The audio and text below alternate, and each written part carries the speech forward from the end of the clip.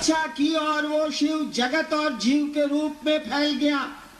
अब वही शिव दया करते हैं, दया उनमें है, करेंगे क्या वो? दया करते हैं तो जीव फिर शिव बनता है। इसी दया को गुरु कहते हैं। आप जो कहते हैं कि हे महादेव मुझ पर दया करिए, इसका यही अर्थ है। कहा जाता है कि गुरु के अलावा किसी को भी दया करने का अधिकार नहीं है। महादेव भी देवता के रूप में, महादेव के रूप में उनको हक नहीं है कि वो दया कर सके। उनको गुरु की कुर्सी पे जाना ही होगा। और कुर्सी पे जाना क्या है? कुछ नहीं है ये।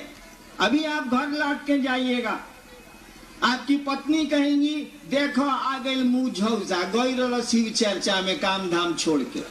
तब तक बेटी कहेगी पापा कुछ खा लीजिए, बड़ी दूर से आ रहे हैं आप। तब तक बाबूजी कहेंगे इस ससुरा का खाई, लेटरिन में पानी रखो तो हमको लेटरिन जाना है। आप बताइए तो जरा, पत्नी को जिस भाव से उत्तर देंगे पिता को उस तरह दे सकते हैं क्या? नहीं दे सकते आप। पिता जैसे बोलेगा आपके भीतर का पुत्र बोलेगा, पत्नी जैसे बोलेगी आपके भीतर का पति बोलेगा, बेटी जैसे बोलेगी तत्क्षण आपके भीतर का पिता बोलेगा। कुर्सियां बदली है, देखिए कितनी आसानी से भाव संप्रेषित हुआ है और कुर्सी बदली। पिता पुत्र हुआ, पिता पति हुआ, देखिए कैसे बदलता है ये। ठीक उसी तरह से जब शिव को कहेंगे आप कि हे महादेव हम पर दया करिए, वह शिव तो दया का अथाह सागर है, गुरु है। वो दया का मानी होता है कि गुरु पद धारित करते हैं। वो दया वहां से चलेगी, मांगने वाले को मांगना आना चाहिए। आप कहेंगे नहीं शिव, हे शिव मुझको त्रैलोक की शक्ति दें। वो ईश्वर हैं, महादेव हैं, दानी के रूप में वो सब कुछ दे सकते हैं, देते हैं। देखिए कैसे कुर्सी बदलती है। मैं तो नहीं जानता उनके परिवार के बारे में, मान लीजिए आप ही से सुना है। उसी समय अगर भगवती कहें क्या हरिनारायण से गप कर रहे हैं, चलिए बाहर बहुत देवता आपका इंतजार कर रहे हैं। महादेव जिस तरह से मुझसे बातें करेंगे भगवती से तो नहीं करेंगे। एक बार मैं महादेव कहानी है, हमारे टीवी में करिया फोटो आवता रुआ में नीमो ना होता तो हम क्या करें? हमारे टीवी एक बार मैं महादेव से बात कर रहा था, उसी समय भगवती आई कि चलिए जरा बहुत जरूरी काम है। मैं चुपचाप मुंह ठिसवाए रह गया, महादेव चले गए। अब देखिए आपका हमारा भाव कैसे बदलता है, जैसा भाव देंगे वैसा आवेगा। एक बात जान लीजिए, जिस तरह से ईश्वर कण कण में बसता है, सीधा विज्ञान है कि कण कण उसी की इच्छा से सृष्ट है, तो बसेगा नहीं, उसी की इच्छा से सृष्ट है। उसी के भीतर शक्ति चलती है और सृष्ट होता है जगत। उसी के भीतर से वो क्षरण होता है शक्ति का। कभी समय मिलेगा तो शक्ति तंत्र को जब समझाऊंगा तब ये बात समझ में आएगी, तब भगवती की स्थिति समझ में आएगी। जिस तरह से ईश्वर कण कण में बसता है, इस बात को जान लीजिए। उस ईश्वर का दया भाव भी, उस ईश्वर का गुरु भाव भी हमारे आपके रोम रोम में बसता है। एक एक व्यक्ति के रोम रोम में शिव गुरु बैठा है, एक एक व्यक्ति के रोम में वो शिव बैठा है, उसका दया भाव बैठा है, दया की उसकी इच्छा बैठी है। जिस तरह से उसकी सृष्टि की इच्छा से हम आप सृष्ट होते हैं, उसी तरह उसके साथ चलती है उसकी अनुग्रह शक्ति, साथ चलता है उसका दया भाव। शिव को कहीं ढूंढने की जरूरत नहीं है, उस गुरु को ढूंढने की जरूरत नहीं है। वह गुरु तो हमारे आपके रोम रोम में बसता है। केवल जरूरत है अपने शिष्य भाव को अंकुरित कर लेने की, पनपा लेने की, पैदा कर लेने की। वो तो कण कण में बसता है, गुरु भी बसता है, ईश्वर भी बसता है। मतलब ये है कि आप हम चाहते क्या है, प्रयोजन हमारा आपका क्या है। जैसा हमारा आपका भाव होगा वैसे परिणाम आवेंगे। भाव के अनुरूप ही हमको आपको मित्रता करना चाहिएगा तो मित्र का परिणाम आवेगा, मित्रता नहीं करिएगा तो मित्रता का परिणाम नहीं आवेगा। आगे गुरु तत्व में विभेद जाने की जिज्ञासा की है, वहीं तंत्र में शिव गुरु की क्या अवधारणा है इसे जानना चाहा है देवा प्रसाद सिंह बेगूसराय ने। देखिए शिव और शिव गुरु की व्याख्या तो अभी हमने की, सवाल का उत्तर हो गया। तंत्र में शिव की क्या स्थिति है, क्या बोल रहे हैं? तंत्र में शिव गुरु की अवधारणा, तंत्र में शिव गुरु की अवधारणा समझ लीजिए। तंत्र शब्द का अर्थ क्या होता है?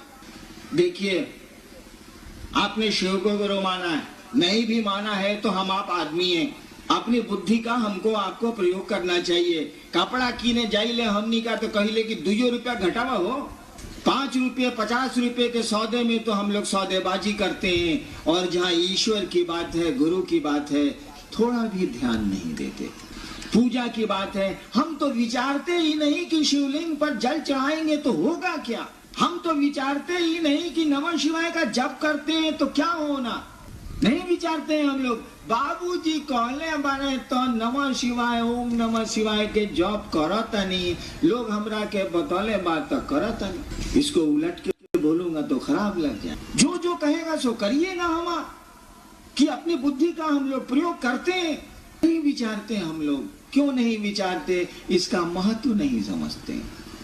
कपड़े का महत्व समझते हैं, पैसे का महत्व समझते हैं, लेकिन पूजा पाठ का कोई महत्व नहीं समझते।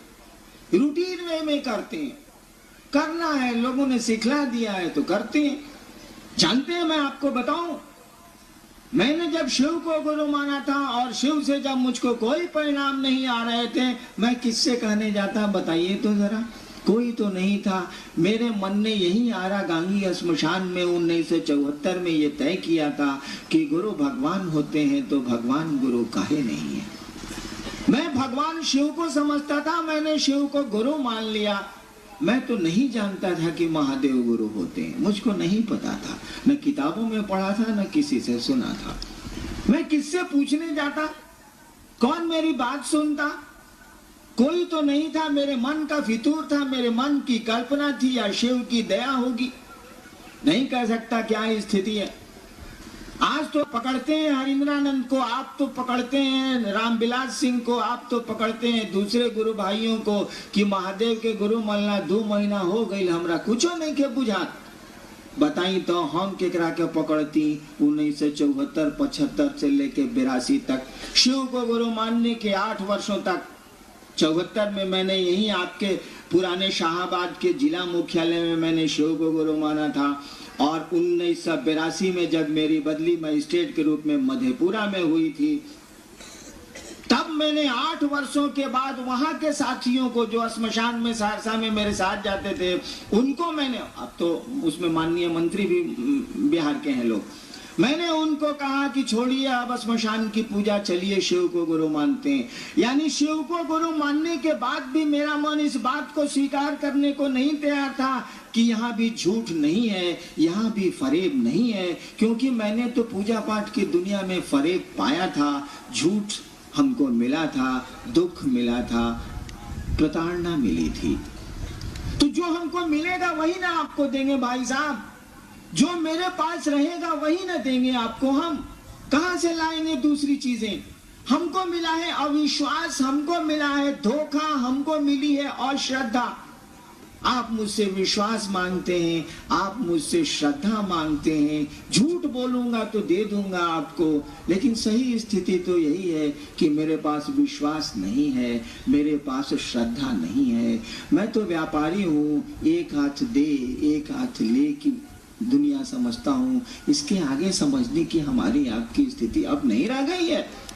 8 वर्षों तक शिव को गुरु मान के मात्र मैंने अपनी पत्नी और 1-2 आदमी को मैंने कहा था कि मैंने शिव को गुरु माना, और इतने मेरे साथी थे। बचपन से पूजा पाठ की दुनिया से जुड़ा हूं, कितने साथी होंगे अभी, किसी को मैंने नहीं कहा कि मैंने शिव को गुरु माना। जो मेरे साथ श्मशान जाते थे, जब मैं मजिस्ट्रेट हुआ छपरा में, तो वहाँ के हेड ऑफ डिपार्टमेंट थे शशिभूषण वर्मा साहब। बचपन में मैं उनके साथ जमालपुर की घाटियों में साधना करता था, वहीं वो हेड थे और मैं वहीं डिप्टी कलेक्टर होके गया था। 1978 की बात है ये। रात भर हम और शशिभूषण वर्मा साहब रहते थे श्मशान में, वही छपरा के में नदी के किनारे।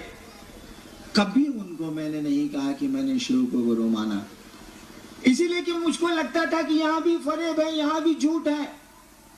मेरे पास था फरेब, मेरे पास था झूठ, मैं कहां से लाता विश्वास? गुरु के पास जाने के लिए विश्वास की जरूरत नहीं है।